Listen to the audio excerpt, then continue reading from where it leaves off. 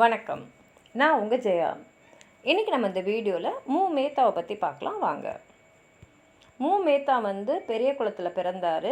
இவரை வானம்பாடி கவிஞர்னு கூப்பிடுவாங்க.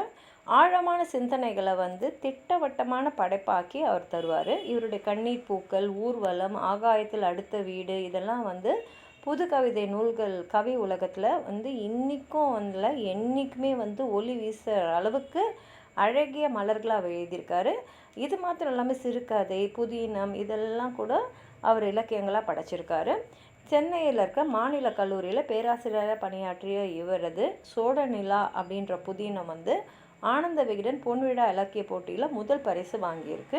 இன்றைக்கி இருக்கக்கூடிய புது கவிதை உலகத்தில் தனித்துவமும் அமரத்துவம் உடையது ஒரு சில பேருக்கு தான் இருக்குது.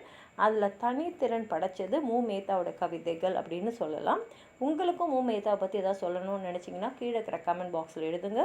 இந்த வீடியோவை லைக் பண்ணுங்கள், உங்கள் ஃப்ரெண்ட்ஸோடு ஷேர் பண்ணுங்கள். சப்ஸ்கிரைப் பண்ணாதவங்களாம் ப்ளீஸ் சப்ஸ்கிரைப் பண்ணி சப்போர்ட் பண்ணுங்கள். நன்றி.